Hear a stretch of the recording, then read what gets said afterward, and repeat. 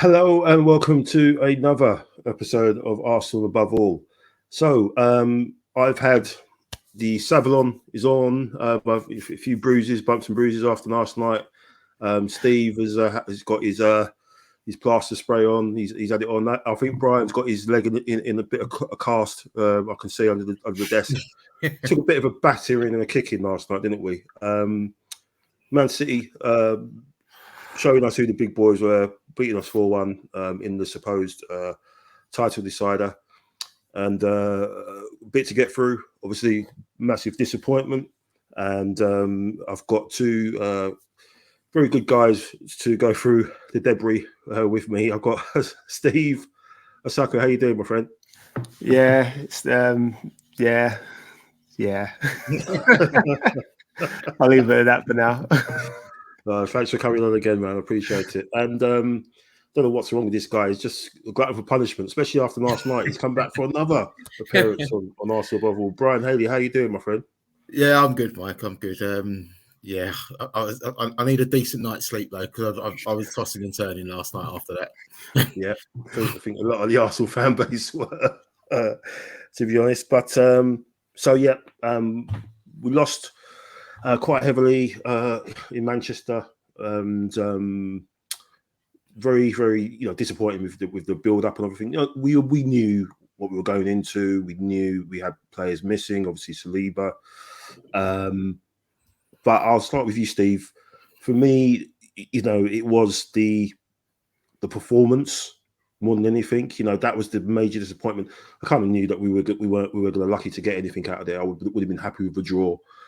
But what was your take on the performance at the start? And obviously, and maybe so if we start the other way around with the lineup, were you happy with that? Were you happy with the way Arteta went ahead with the same formation, or would you have liked to have seen something slightly different, knowing what we were walking into?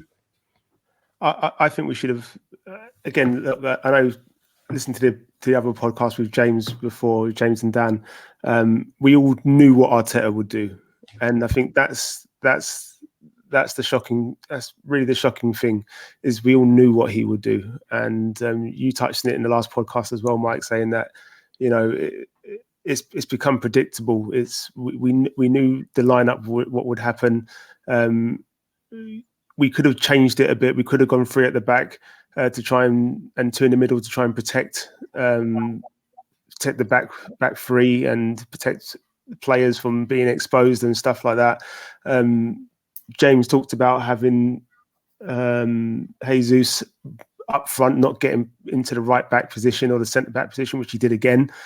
We know he's one of the best pressing centre forwards in the world, but we just needed him up front, and the lineup didn't surprise me. As I said, we should have played. I like Tierney. I think he's a better defender than Zinchenko, and I like him at left back. There are certain games where you need Tierney, and there's certain games where you need Zinchenko, and I think as the manager, you've got to sort of realise which games they are, if you know what I mean, and just go, okay, well, Tierney, this team's going to set up like this, so we're going to need you to play this game. And Zinchenko, this team's going to set up like this, so we're going to need you to play this game. And you've got to get those balances right. I've talked about giving players minutes before and giving players enough time to feel involved in the team. That's the most important thing. You've got to feel involved and getting some of the younger players to come in when they're cold isn't easy. Again, with Jorginho, I probably would have started him. I said he should have started the West Ham game. Yeah. Again, he didn't come on that game at all. And then we're bringing him on late in the City game. I know he wanted to play Xhaka, and Xhaka for everything he's been this season, we didn't need to rush that. He didn't look He didn't look his usual self. He wasn't moving freely. He wasn't at the races. But then none of the team was, and yeah, it was. I'm not saying that we should have thrown, just kind of messed up everything, but we needed a different game plan. And again, I think James and both Dan and James talked about it in your last podcast, which was under Wenger, we became a bit too predictable. We will only play our way, and it's great when you have the personnel to do that. But when you're going toe to toe with somebody for the league title and a team like City that have that experience and have those world class players, you need to be able to change it up. I'm not saying go defensive and park the bus or anything like that. No, of course not. But we needed something different. Yeah, I think you're spot on. I mean, you look at City, especially under Pep, they were very renowned for that style of play, whereas very false nines and a lot of triangles. And having that particular way of playing. We look at City; they've beaten us twice, played us kind of two different styles to a certain extent.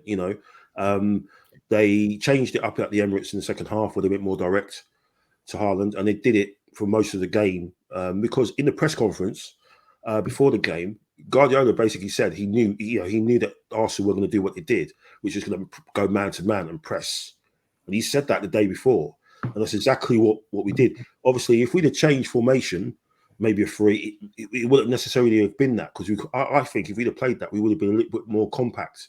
Because what you saw last night, there were gaps everywhere. There was people all over the place, holes everywhere. Partey was didn't know whether to stick or twist, and when he did, he was just getting De Bruyne, as he said in his post match thing. As soon as Partey or Xhaka went out. He just walked into it, and they were doing that all for first half, and it wasn't until the second half where Arteta adjusted it. But obviously by then it was too late. Brian, I mean, as well, what was your take on it? Obviously the lineup and just the way that affected, the performance from us, which was practically non-existent. But we saw the gaps, and we've got to understand is that City this season have changed their own way of playing. Okay, they had early defeats this season, and they changed the way of playing, and their press was even higher now. Okay, they were literally they just played 5v5, isn't it? 5 at the back and 5 up front. That was effectively how they tend to play this moment, and the press was there.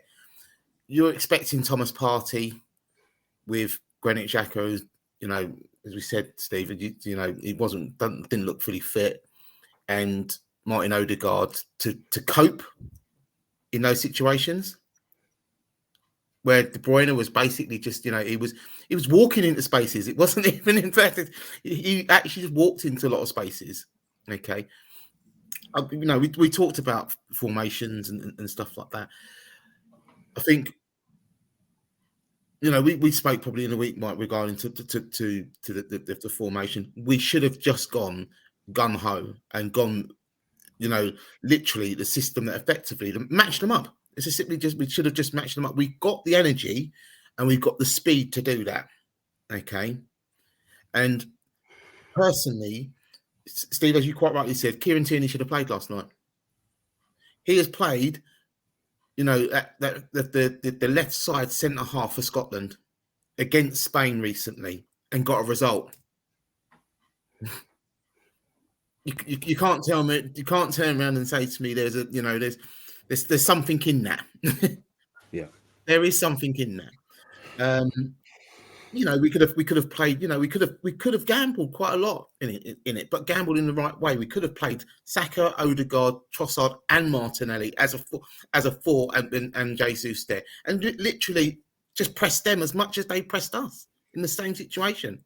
We got the speed. We got the technical ability to do it. We could have matched them up, and we would have been much more competitive, as far as I'm concerned. Much more competitive.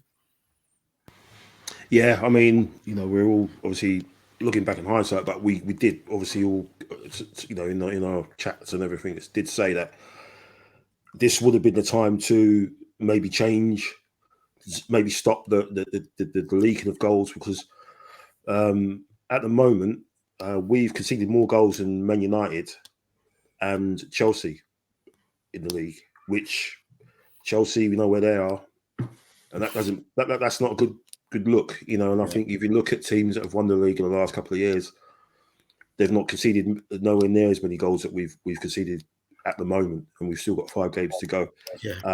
So you would have thought in a situation like that would have been something that they would have worked on. As soon as they knew Saliba was touch and go, that's something they should have worked on. Maybe a free. Tierney's played in a free for us as well. When we won the FA Cup, I believe he played in the free, the back. So it's just frustrating to see what happened, and that goal, the first goal, came exactly from that situation. A long ball up, Gabriel and Holding are too high up. Obviously, Haaland, fantastic first touch. And he lets in De Bruyne, who basically leaves Partey for dead. He Partey's in front of him when Haaland gets the ball, and then De Bruyne overtakes him, and he's gone. And I don't think Partey he's been fit. I don't think he's been right for a couple of weeks. We've seen it in his performances. Obviously, going back to the international break, I think when you're sending a physio out, an Arsenal physio out, then maybe little pieces start to come in place, because at the time we were all thinking, oh, that's good, he's looking after him, just making sure that they don't. But actually, him going out there means that maybe there's something they were worried about a bit more, and wanted to make sure he was nursed through it properly, so when he comes back, he will be all right. So I think, he doesn't look like he can run.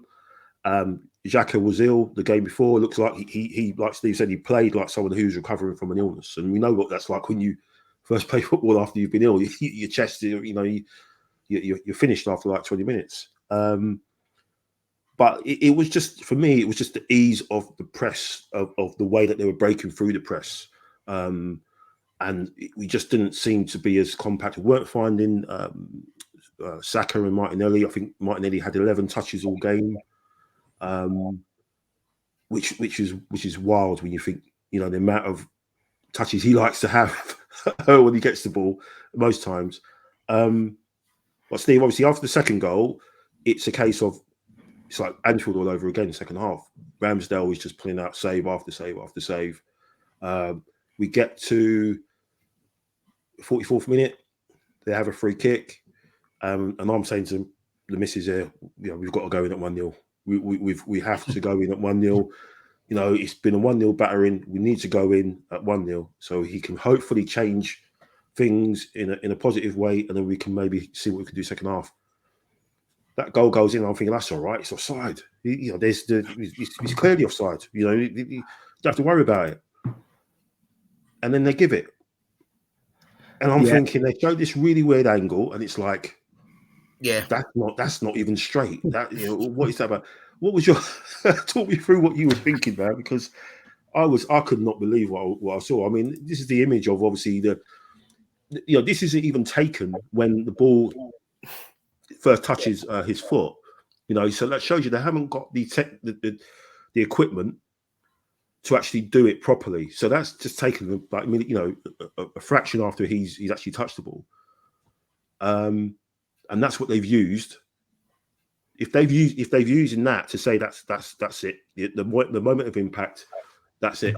He's offside. I don't make it make sense, Steve. It's as a sport where football is far behind almost every other top level elite sport in terms of the technology that they use, and it's not new technology that they're using. Nothing is new. You look at American football, for example, and this doesn't happen.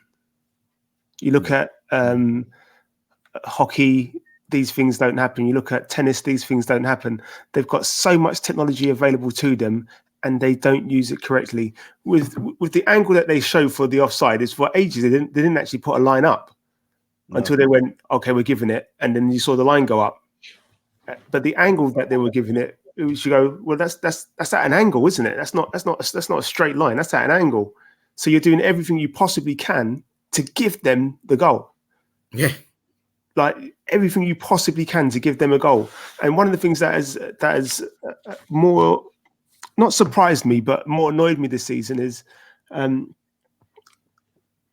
they want. It's like they want certain teams to win, and they're happy for City to win the title. They're happy to give them the edge in certain games and stuff like that. And this was another one of the moments. It wouldn't have changed the outcome of the result because we were playing poor. Yeah, but it was just another one of those things where you go, you're giving them the advantage, and other teams will rightly say, I'm not taking Arsenal out of it. Other teams will rightly say, but you're giving them the advantage. They've already got the advantage with the money that they've spent on their players. Yeah, they've already got the advantage for having like one of the biggest squads for starting 11 and then the next 11 in the league, and you're giving them the advantage over a team that is just full of kids. Basically, you know, we're a young side. One of the, between us and Southampton, we're the youngest two sides in the league, and I couldn't quite understand the angle. Because, like I said, for ages they just didn't put the lineup. I was watching it on Sky Sports, on BT Sports, and you just go, "Well, that angle's not right, is it?" And they go, "Yeah, okay, that's where we can see a foot. We're going to give it." And the up went line, and it was given, and then that was it. Yeah, it's, I still can't believe it, Brian. What's your take? I mean, because as Steve rightly said, it wouldn't have made a difference on the result. We would ended up losing that game most likely, you know, with the chances that they created. But like you're saying, they didn't need a leg up. You know, they had, you know, you've got to look at the team, look at the bench. It just baffles me how they actually looked at that and decided that's a goal. The irony of it was, when, you know, watching the game, even through commentary, when it was first looked at, even at commentary, they basically said that's offside. It was only until they showed the angle, the other angle of it, is then all of a sudden, oh, this looks a little bit close. But it was nowhere near close. If they went with the first angle in the first place, it would never have been given. But as you said, as in outcomes, though, it's relatively hindsight, because even if we'd have gone in at 1-0 and the way that we were performing, as Steve said, the way that we're performing, the likelihood they would have probably scored just after half time anyway. And the game could have been dead and buried by just after half time anyway. Yeah, which they, yeah. So, you know, either way of it, you know, but, you know, you would go in, yeah, generally speaking, you'd go in after a battering at half time, you know, but only 1-0 down. You're thinking we might have a bit of a sniff in this, you know, tweak a few things here and there. We might have a bit of a sniff in here, you know. It's not like we have never performed against City before, and we've put them under pressure in games before. But then it just really just kicked the stuffing out. It really did, I think, and the inevitability came, you know, with the third and the fourth really at the end. Yeah. Then you had this little incident just before half time where you know, Diaz kicks Ben White in the calf, and apparently because it was a petulant kick and it wasn't anything you know, really sort of nasty, or had a vicious intent behind it, which, you know, I don't know when you kick out someone if that isn't how you can't have that if you do that. But apparently because it was a petulant, the yellow card was deserved. Apparently, that's according to Mark Clattenburg, who was I think he was in the analyst or the ref for BT Sports. So yeah, kids, you know, if you kick out, you know, petulant kick at someone on when you're playing on Sunday or whatever you play, you just get a yellow card for it. You know, you won't get anything more than that. So just to say, but again, that's something. Again, you know, people say referees don't influence games and officials don't influence games. There are two decisions there that has could have a massive influence. It could let a team in who are getting battered to suddenly turn things around in the second half against 10 men. But it's all obviously conjecture and stuff like that. So we go to the second half. We don't make any changes half time, which again is something which I was thinking, wow, you know, you looked at that and you've just gone with the same thing again. And then the same thing. They're doing the same thing. There was one moment, I think it was after they scored the third goal. After they scored the third goal, where we started to get into the game a little bit, and it was only because they took their foot off the pedal. They took the foot off the gas and were enjoying themselves a little bit. And there was a moment where Saka had the ball on the right hand side. He lost possession, and we tried to win it back, and we looked like we got in a good position to actually with a press. But the way that they got out of it was just levels, man. It was like, you know what, we're just so far away in terms of we've got some good players. Obviously, we're not going to trash them or anything like that. But it's just the mentality, the game mentality, still the maturity. Steve said on the depth, but it's the quality, the depth, and the maturity. Those three things that City have got, and we've got maybe one of those at the moment, which is quality. But we haven't got the depth, and we definitely haven't got the maturity. And the depth can be addressed with the summer that's to come, which we have to attack that transfer window like we haven't done before. There's no standing still, and the maturity. How painful it was last night. That's going to put some miles on some of these players, won't they, Steve? Your Ramsdales, your Ben Whites, your Odegaards, the two boys on the wings. But I mean, one of the questions I wanted to ask you was about the mental state. Obviously, people are talking this up as a title decider and everything. But what is your worries and concerns about after this, and where we go after this? We've got Chelsea, and then obviously, we've got Chelsea after that. But it's just the way that they took us apart for that third goal. Again, a mistake by Odegaard. Where do you think they stand now as a mental state of the players? Because obviously, I think Arteta has got a lot of work to do in terms of building them up again for these 5 games, and it seems like it's almost going the same way as it did last year with the way we finished. To talk about the maturity, just very briefly, and then I'll go forward. We bought Jorginho for that exact reason. Yep. And we haven't really used him, to be perfectly fair. We brought him in for his experience at this at this stage of a competition. I know he's not won the league with Chelsea, but he's won cups. He's won European cups, so he knows what the business end is about. I would have bought him in the West Ham game ahead of Vieira because of how the previous game had been with Liverpool against Southampton. He definitely should have started. Sorry, not the West Ham game. The Southampton game, he definitely should have started because that's where you need that experience. Somebody that's going to remain calm and go, right, I can keep hold of the ball. I can distribute the ball well. I've got Partey hopefully mopping up beside me as well. So the maturity things, we've got a few players there, not enough, but we've got a few players there that have been through it. And again, we look at Tierney at left back, and he's got the experience of playing and winning the league in Scotland and having that maturity and that discipline as well. And so those things can be addressed in terms of the mental state of the players going forward. I think it's when you just get beat and the way we've got beat, there's going to be a lot of questions asked, and there's going to be they're going to be looking for a big reaction. I think the players have it in them, but we know that when teams come and play us, especially teams that are looking for points, unfortunately, so your teams like Chelsea who are looking to just stay above that relegation line. They're going to have the game of their season, aren't they? They're going to look like 12 Haalands playing in every position, and they're going to have the game of their season. But I don't fear it. I think our young team has been through a lot over the past 2 years, especially 2 to 3 years, and they know how to bounce back. We would have hoped it was going to be in this City game. It didn't happen. City will do that to a lot of teams, so there's no shame there.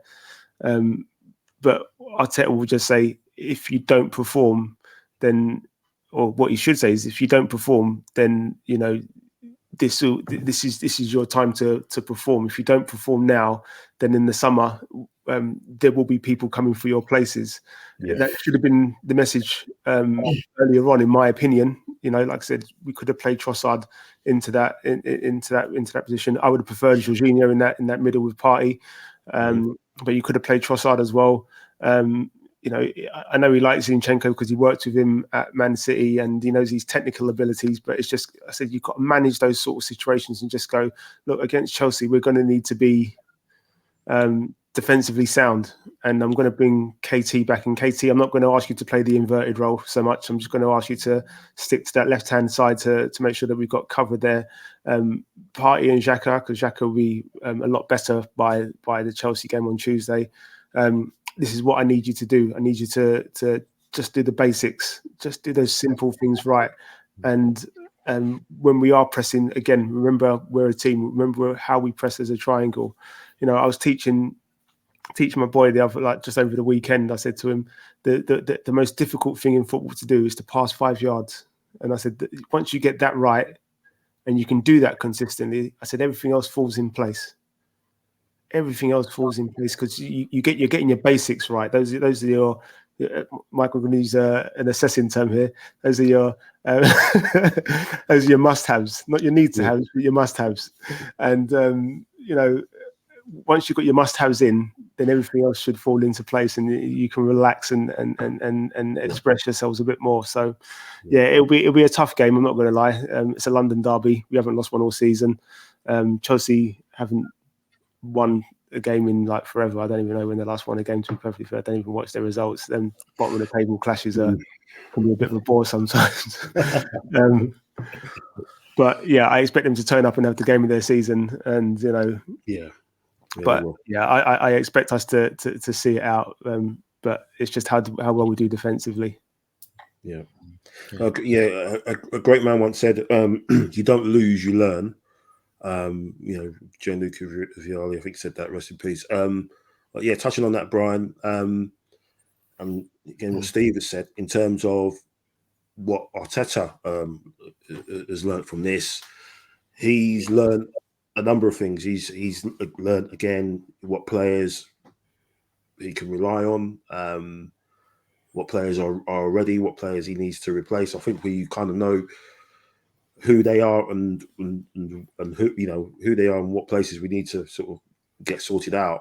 But it's just, for me, just the whole thing just didn't look like we lacked belief again. And it's like we're just going into that sort of spiral where we did end of last season. And just looking ahead, obviously, look ahead to Chelsea in a minute. But it's just, again, just the way we gave the goals away, especially the third one, was from the midfield. That was Odegaard giving the ball away and then Partey just not being able to run back. The fourth one, again, just giving the ball away from a throw-in, right at the end, giving Haaland his goal. I was thinking, all right, well, at least we've stopped him scoring. Yeah, that's what I was thinking. I was thinking all the, what he's done. At least we've stopped the T1000 scoring, and it's like Terminator 3. He'll come back and mash us up the next time. But at least we got away from him.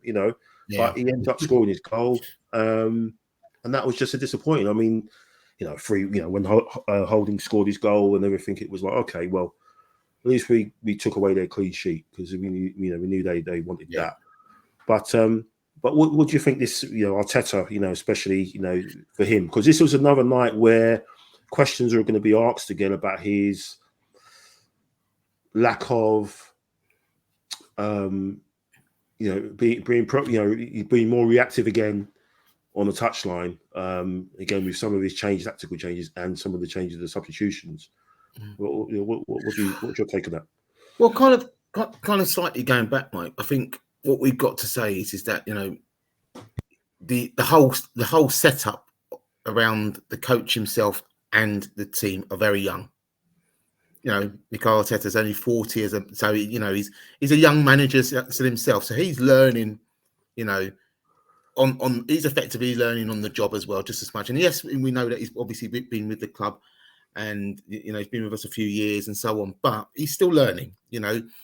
Pep effectively has got 8 or 9 years plus on him as an experience of winning trophies, adapting sides in different forms and in different ways. And Mikel Arteta will I think from last night will learn, from that experience itself, with those young players moving forward, you know, and they're going to move forward. They will move forward together.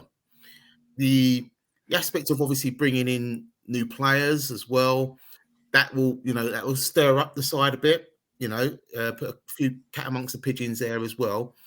But Steve, as what you quite rightly said though, when it came to the experience and bringing in the likes of, you know, Trossard, who's 27, but with Premier League experience, but you brought in a Jorginho who's won the Champions League, you know, you needed lieutenants on there and good lieutenants on there last night, and we didn't have them. And they're the games when you need it, need them most. You know, I spoke about Real Madrid in one of the talks we did before, and I said, well, look at their side, their lieutenants that they have. Kroos, Modric, and when Casemiro was there as well. They had able lieutenants there, you know, and they're still there. And look, Kroos and Modric are still there now, and then they've got the young guys coming through. You know, we just didn't, and that's where I think Mikel Arteta will start to kind of learn to how he's going to have to mix it about, and particularly in the Champions League as well, because that's going to be unforgiving in itself. Yeah. You know, I think last night was a good learning curve for him, but probably just completely at the wrong time in some respects. But the mentality thing for the Chelsea game, look, as you said, it's a London derby. I think the knocks they've generally had, you know, this is the opportunity. It's a home London derby as well. You know, it's an opportunity to really stamp on Chelsea's heads if we really want to.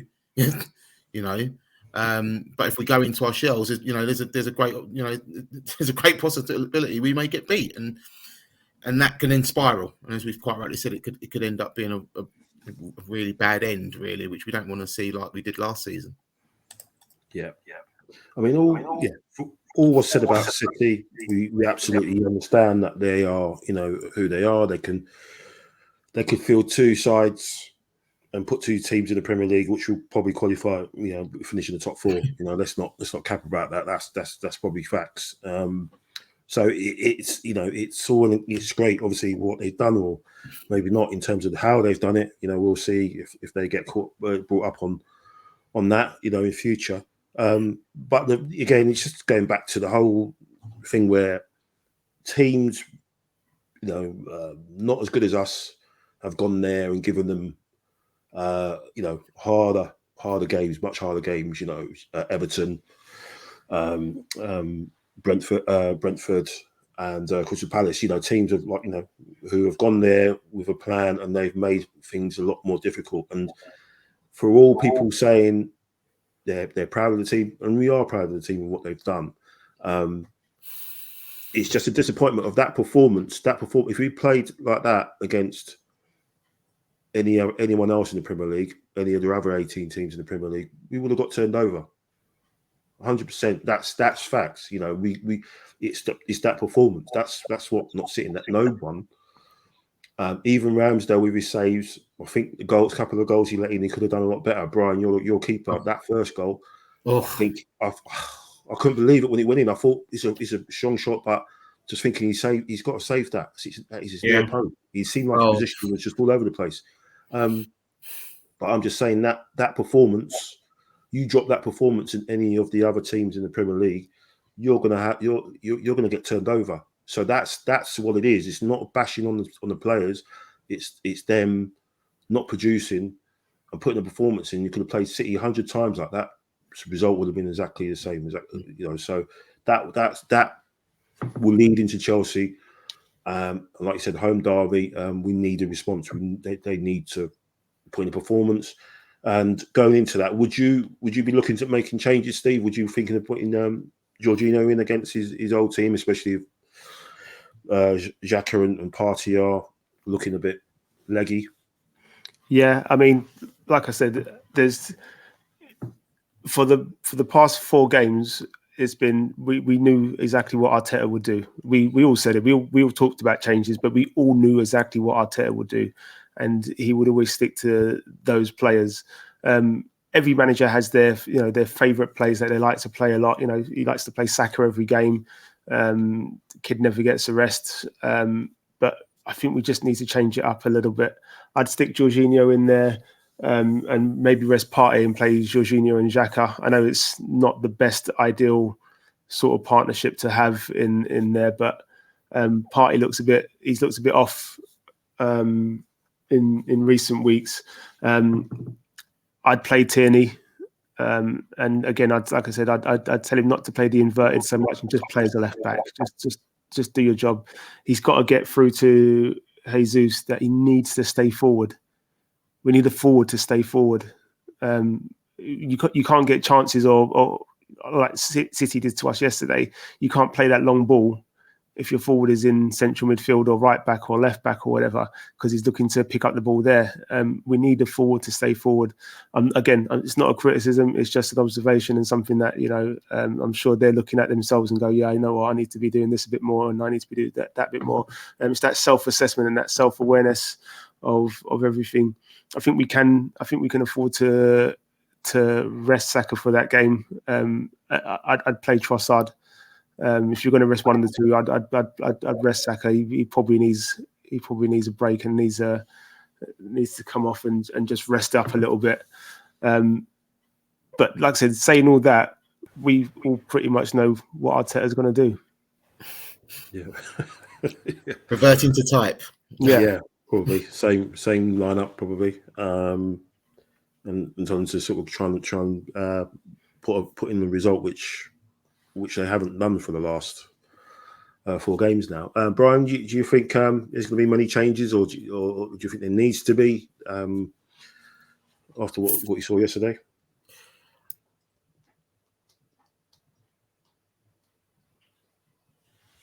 You there? Oh, I think we might have lost Brian. Oh, I'm still there. You still there? All right, you just see your picture, guys. All right, okay. I thought you were thinking for a moment. I was like, he's the mannequin challenge. Yeah. Look, I think Thomas Partey needs a partner in there and a proper partner in there. Granit Xhaka is not a proper partner for him in the position that he effectively plays, nor is Odegaard at the moment. Yeah. He just if you're going to take him out, that means you're going to take, as Stevie said, putting Xhaka and Jorginho in there. I think you just need someone alongside him at the moment, just to take a little bit of the burden off in there, because we ask him to in that central midfield area. We ask him to do an awful lot, and 9 times out of 10 he does it, and he does it well for us. But you can see now, he might just need someone a little bit of help in there. So I think it's more of a tweak of formation, rather than necessarily sometimes in having lots of changes. But again, Trossard, I think definitely needs a run out. That's for sure. Yeah. The same with and it keeps. You know what? It just keeps it now ticking over. Okay, we've got the majority of that team is going to effectively be there next season, because most of the players that effectively are on loan are probably going to leave, or they may be integrated. Younger players may be integrated into the squad, but a lot of them may end up leaving. So the majority of that squad is going to effectively be there next season with 1 or 2 additions. And you know what? We're going to have to keep players kind of on their toes anyway from the amount of games that we're going to play next season. So, and big games. So you may as well, in the situation that we're in now, look to trust other people in those games, because you're going to have to trust them next season. That's for sure. Yeah, unless he does the clear out that we believe that he should do. But I think obviously there's players like Reece Nelson. I thought Nelson did well when he came on yesterday. Again, very driven. There was a lovely little run he made where he went past 3 of their players. Rodri tried to take him out. I think he's done enough to maybe get a start. Again, I thought, again, obviously Saka and Martin didn't get much of the ball, but again, when he did get it, Saka just looked like he's played. His legs. He's just like he's not been rotated out as much, and I think again it points to Arteta just not trusting. Touching on what you said right at the beginning, Steve, not trusting some of the team to rotate, not massively rotate, because if you did massively rotate, we probably wouldn't be in the position that we are. We had to keep maintaining this team together as long as we did, and it wasn't until only until Jesus got injured that it got disrupted. And then obviously Eddie came in and obviously did what he did. But just finishing, before we finish, in terms of the way City played and the way they were able to change up, I think sometimes because Arteta and Pep, they say master and apprentice and everything, you maybe got to look at what City are doing on their evolution to see maybe where we're going to go. And I think looking at what Haaland's done, in a sense, we're not going to get someone, that, with those sort of numbers, but that type of player to have that option so you can play differently, because it seems like Arteta's refined the way that we play so well that we are where we are. We're top of the league and everything. But once teams are privy to that, we haven't got another way to play. We haven't got a way to. We start doing the U-shaped stuff, side to side and stuff. It isn't the vertical stuff when teams know how to do it. So, would a midfielder, a defensive midfielder, or a striker, a different type of striker, be your target, Steve? Like, I'll go to you first in the summer, because for me personally, I'm looking at it in the Champions League. I'm thinking Jesus might now effectively. We're looking at we're thinking, well, we should get a right winger in maybe as cover for Saka. I think Jesus could effectively be that right-sided attacker because he's played there for City. He's played on the left and right for City. Pep didn't really trust him as a centre forward to and he's not been that 20 goal a season guy. So I think and he's not big enough here. He's not 6 foot plus. So would you go to get someone like that, a striker? Invest that in that type of striker, knowing that Jesus is still going to be there, but because he's he's multifunctional, we can go all across the line. Same with Trossard to a certain extent. So you've kind of got your cover for Saka. If Saka goes down injured, you put Jesus there on the right, and then you have your sort of target man up front. What would you do? What would you be your first name on your list, or defensive midfielder, or would it be that type of striker? It's a tough one, Mike. We've talked about this before, and I said, I'm putting this name out there not because I want us to get him. I'm just putting this name out there. I'm going to say, we need a Kiefer Moore, somebody that is a target man. Giroud wasn't fancied by many Arsenal fans when he was here, and I used to go, look, Big G used to be. It's what he brings to the team, and people used to go, oh, he's no Aguero and this, that, and the other. And I used to go, yeah, but as a big man. Name me another big man striker, like before this Haaland era, for example, that was scoring 20 plus Premier League goals a season.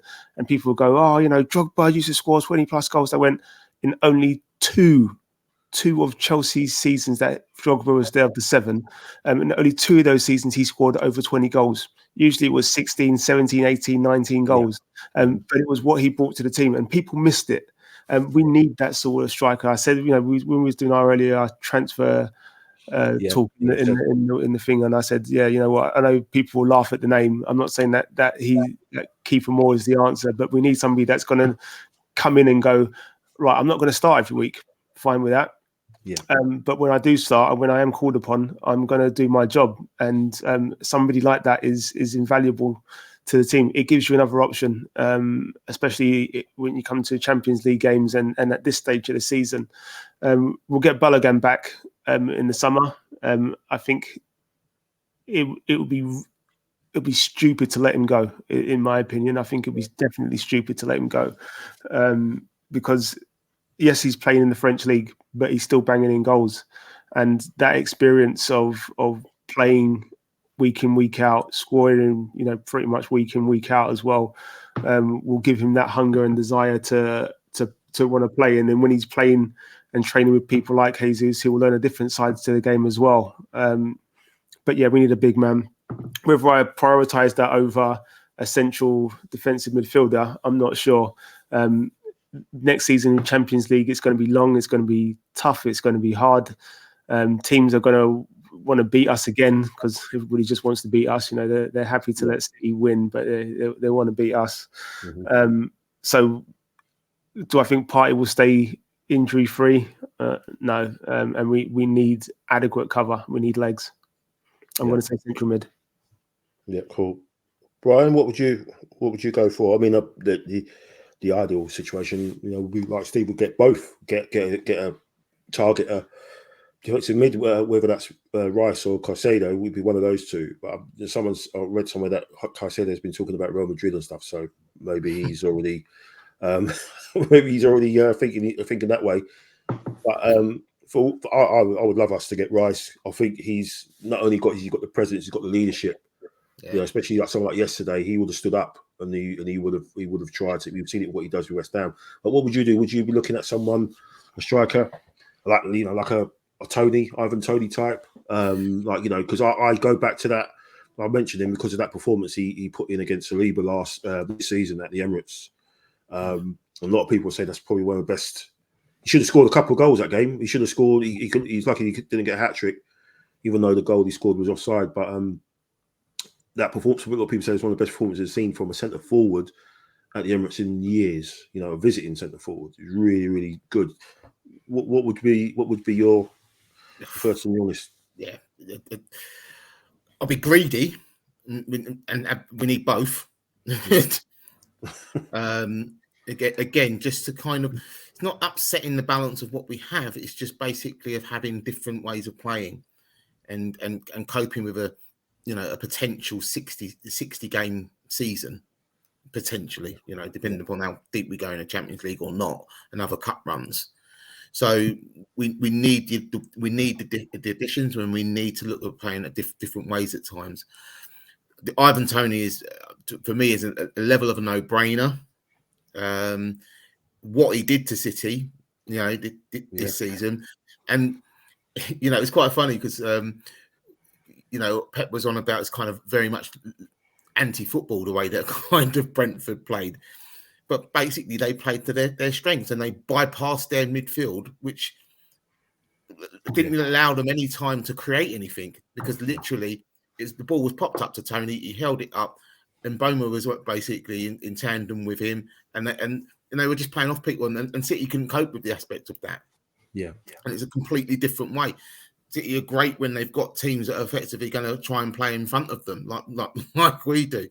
But when the ball is bypassing their midfield and their most creative players, they're not, they're finding it. They find that difficult to play against. So, yeah, I would, I'd love an Ivan Toney, and he'll shake a few things up.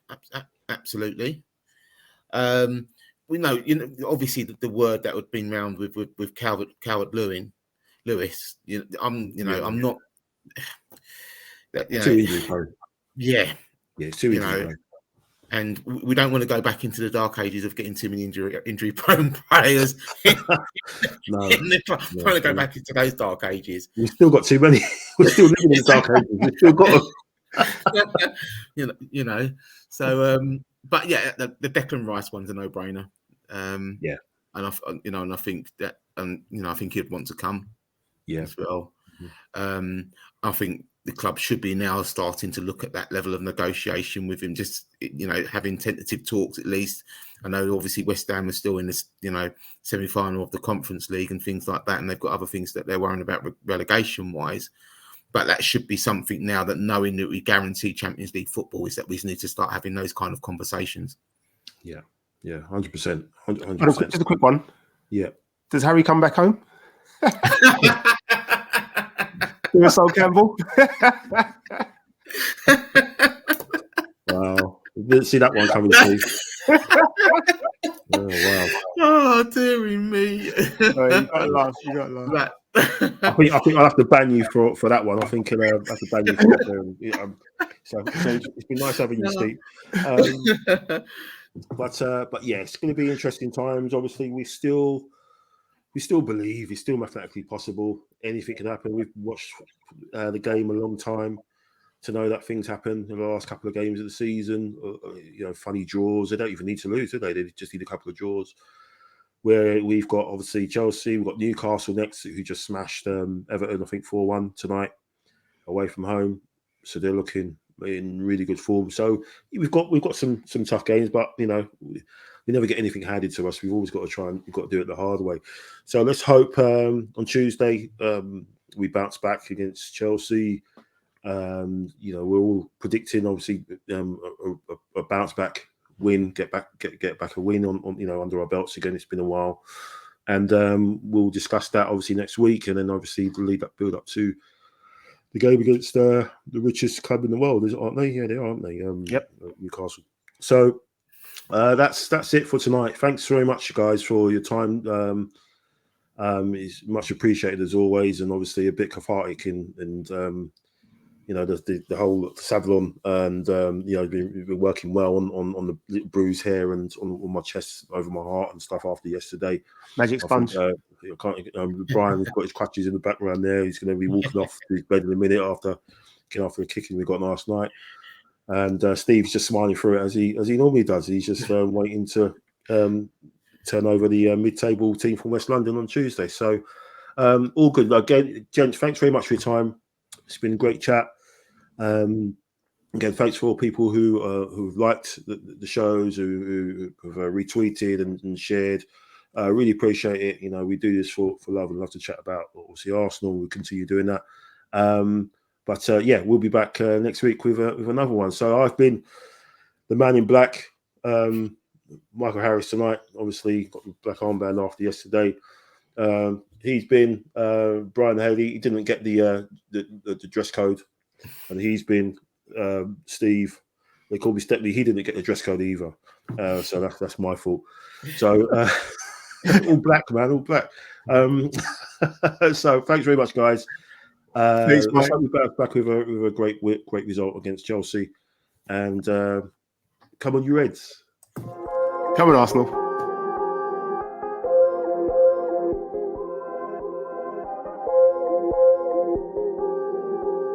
You know who made it.